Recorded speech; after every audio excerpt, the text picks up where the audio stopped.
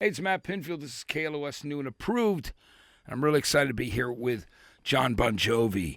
Jon, it's great to see you, man. I know you're back in my home state, and we grew up in neighboring towns. I was from East Brunswick, you from Saraville. You know, I was 9 months older than you, and I used to go see you at the Fast Lane, with the Wild Ones, which was awesome. It's just so great to have you. You know what I always wanted to ask you before we start everything else? With the name The Wild Ones, I knew you loved Thin Lizzy like I did, like Tom Petty. I always wondered where the name came from. So was it The that? Wild One was Petty's first. Wild One Uh, Forever, right? yeah, yeah. You see that picture of Phil Lynott over my shoulder? Oh my God, that's amazing. Yeah, those are two of my favorite artists. So we love the same stuff because we came up at the same time. You know what I mean? Which Yeah, is great. So it's exactly. amazing. Hey, Jon, so you've got your 16th studio album coming out, Forever, in the summer, which I'm really excited about. And I want to talk to you about this first single. It's called Legendary, and it's a great track. And there's really cool references in the lyrics to like Sweet Caroline and Brown Eyed Girl and songs, the songs that bring you joy. Talk to me about that song. The first single off the new record, the Brown Eyed Girl reference obviously is fan, but it's more importantly in this instance, it's my wife Dorothea, um, and that was her. The Brown Eyed Girl. She believes in me. Legendary. But I think at this point in my career, 40 years down the road, this new record is all about joy and the things that really matter. And if there's anything I've learned in this journey, it's to just get back to what mattered, and that was the people that you love and those who love you. And this record reflects a lot of that. So we're talking about John Shanks and all those records that you've done together, which is so great. Tell me about that journey with him. It's obviously you guys had a great working relationship and writing relationship. That's true. Since the album "Have a Nice Day" in 2005, we've been on this journey together, and I think that ultimately he understands my shorthand. Sometimes I talk a little too quickly for some to comprehend, but he gets it, and he knows the kind of pictures I want to paint, and the kind of records I want to make. And so I find that he and I really are joined at the hip. Jon, let's talk about something that your fans are really excited about. I know I am, which is Thank You, Good Night, the Bon Jovi story. Coming out on Hulu, 4-part docu-series, debuting at South by Southwest. And this is great because what a career and what a life. You're going back to your days, working in a power station, sweeping floors, recording at night when you could. Talk to me about going through, your history. How was that for you? Was it cathartic? Was it fun? Was it did it bring up a lot of stuff that you hadn't thought about in a long time? It's a little bit of everything, Matt. Some of it I was astutely aware of, others things that were brought up that were new to me. It's everyone's truth. We gave Gotham Chopra free reign as a director and the final cut. And so, and then the parallel story, of course, of my recent surgery, which was unexpected, and it's a long slog, recovering still from that. So, with one foot looking on the past and yet a bright future ahead, it was a great opportunity to just mark a milestone for us, which is our 40th anniversary.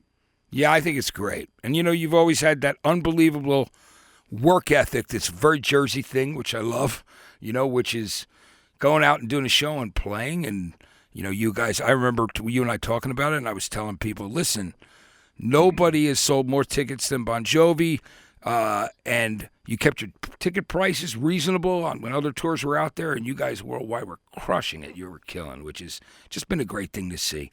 Now, and I look back on, working with Richie at Charlie's Uncle in East Brunswick before you guys brought him into the band. I was spinning records on Tuesday nights. He was playing like a few nights a week when you and Dave and the guys came and asked him to join the band. And I worked with Dorothea too, which is amazing at a bar, which is so we have the connection, which is incredible, and I love that. But can we talk about that after 7,800 degrees Fahrenheit, right? When you recorded Slippery and all it just things took off like a rocket. You were already road warriors. You were out there, you were giving it your all and playing. But Tell me what that feeling was like when you saw the "You Give Love a Bad Name" and then following, living on prayer, wanted dead or alive, when everything was happening. What was it? Was it going too fast to be aware of it at that point, or was it just you? I mean, tell me about that. Always wanted to know. Oh, we had had two albums prior, and we had had some success with both of them, and yet we were not in a position to be headliners yet. But experience spoke. We had traveled the globe. We had been to Europe and Asia and Australia, and now with this third record, we were sort of ready for the kind of success that we were blessed with. Of course, we never imagined it to be as big as Slippery When Wet, one of the biggest selling albums of all time. But in the big picture, it it was a place that from whence we never looked back. Everything just hinged on Slippery and then New Jersey and five more top 10 singles. And it was just one. And then Blaze of Glory comes and is another, all the awards and the film accolades. And it just kept going and going and going. But nothing can prepare you for that kind of success. You just have to hold on, adjust accordingly, and hope that you get through it. Yeah, and it's amazing. It does blow your mind, and it's how much the staying power of those songs have, and those anthems, and how much many more generations of people are finding songs and finding the love in living on a prayer and songs like "Wanted Dead or Alive." It's pretty amazing. I mean, you write a song, you don't think about what would happen 40 years later. I never looked past the year 2000. And I remember thinking of the year 2000 because of what it was meant to be, some science fiction kind of chapter in all of our lives. And I thought, okay, I'm going to be 38 years old in the year 2000. I never considered anything past that point. And here we are 24 years later, and still enjoying all this success. So for me, it's been a blessing. Yeah, I mean it's incredible to see, and of course we've been super proud of you, all of us Jersey people. And I wanted to also say it was great when you came out with, after the success of Slippery, when you named your album New Jersey. I thought it was great because seeing so many people, I mean, from when we grew up, even on the news channels, they would never mention Jersey. It was just New York and Philly. We were always like kind of the bastard sons, and it was wrong. We always, so with you and Bruce bringing attention to New Jersey, which we felt it deserved, I thought that was a great thing and a great way to, when Bad Medicine came out as a first single and the album was released. Tell me about that decision to name the album that. Well, one thing that I had realized with our first few records is we got lumped into a kind of a style of music that wasn't familiar to me.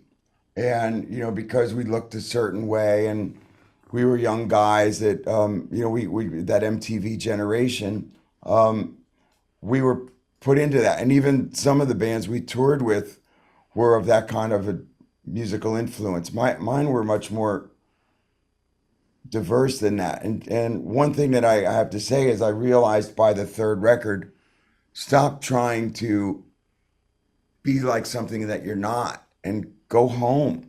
And so if you look on the inner sleeve of Slippery When Wet, which by the way is nothing more than a black hefty garbage bag, the picture on the inside sleeve is Bradley Beach in the driveway of my apartment building. And so by the fourth record, it was really obvious. This is the name of the band. This is where we're from. And that was the title. And I thought it was great. It was a really cool thing. Bradley Beach, man, right in Ocean Grove, all those great places right there. Yeah. I love the Jersey Shore. So it's fantastic.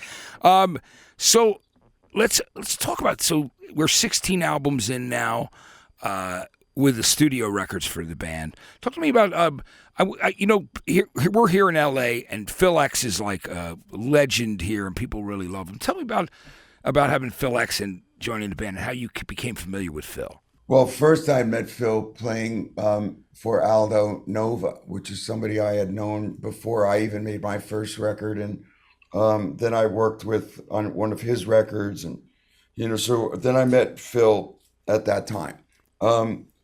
When Richie had some difficulties, I needed somebody to fill in for a dozen shows in 2011. And Phil was recommended. He did exemplary job in 2011 and went his own way. And in 13, when we needed him again, I called him and just simply said, I don't know if it'll be a day, a week, or a month, but we're literally in the midst of a tour. Can you come out and play tomorrow? And fortunately for me, he was available, and it's been 11 years since. So Yeah, it's great though, and I'm so glad that he's been rocking with you all that he's time. wonderful. Great guy, great player, great guy, great energy. He's wonderful. Yeah, he absolutely is. It was great, the tribute, All Star tribute that just took place for Music Cares and at the Grammys. I want to talk about that because, of course, our Jersey brother Bruce Springsteen played, and I know you got a great relationship with Bruce all these years. But there were so many cool people on that bill. Talk to me about what you felt about some of the covers that you heard and the people that were there to collaborate and pay tribute to your body of work and your songs. Music Cares is a great organization that is there for our brothers and sisters who may be, in their time of need. And so Music Cares supports the musician. And so I felt that the cause was wonderful. And to be named, one of the one a year artists, they honored both their catalog and their philanthropic work. I was really humbled. The lineup of talent, I loved them. I loved them all. There was some folks I'd met for the first time. Lanny Wilson, who's a country singer, but she's a badass, or Jelly Roll. And then, of course, I had Paul McCartney and Bruce Springsteen.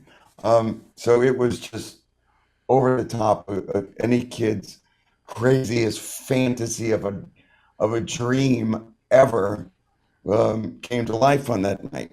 And you hear that catalog of music coming back at you, and all the hard work has not been in vain. Certainly not. When you think about it, I can see the young John, forming Atlantic City Expressway and, seeing South Side, who you become great friends with, and then opening for him the night of the prom, right? All that stuff at the Art Center. But also, the great story, but, sitting there with Bruce and people like McCartney and seeing that had to be just an amazing feeling.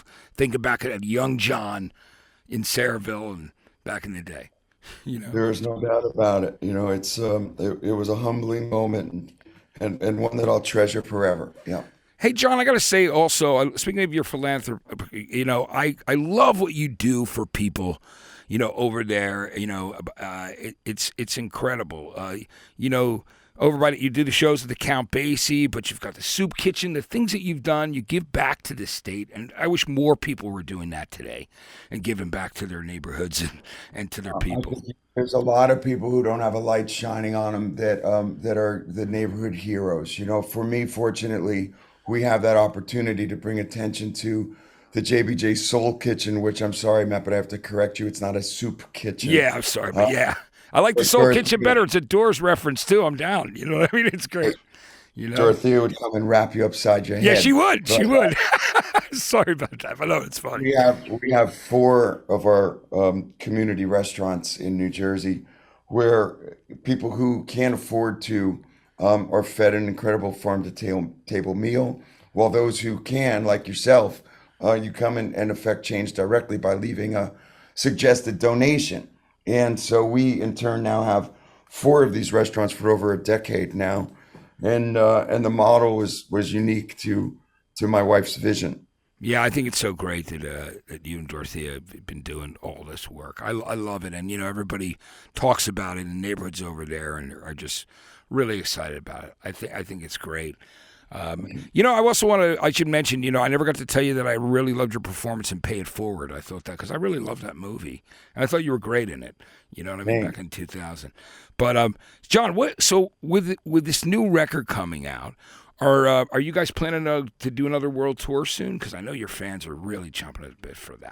It's all to be determined. I'm not sure if we can or will. It all depends on my health, which is progressing nicely, but the surgery was pretty dramatic, and I'm working hard to be at my best. I gotta be admit, I was worried about that because I was thinking about your voice and your throat, and I know situations like that, as we get older, and we get certain health challenges, man. It's and I know it's something that we're all worried. I'm glad the surgery. You're on the mend, man. You're on recovery, and we're really happy to see that. I got to tell you. Thank you much. Yeah, it's going well. Yeah. So what were some of those records as a kid that you were loving? Those things that were driving you from that time when you were young, late '60s, early '70s. What kind of things were you listening to? Now, if you remember, at a time when radio could be breaking a band regionally. Yeah. And you could find the Michael Stanley Band out of Cleveland or Robert Gordon out of downtown Manhattan, or you could find the Hooters out of Philadelphia. Yeah. Then you had the big bands, you had Led Zeppelin, of course, and Queen and Aerosmith and Lizzie Petty, things like that we've talked about. Leonard Skinnard, that mid-'70s kind of thing. So I was also a product of that.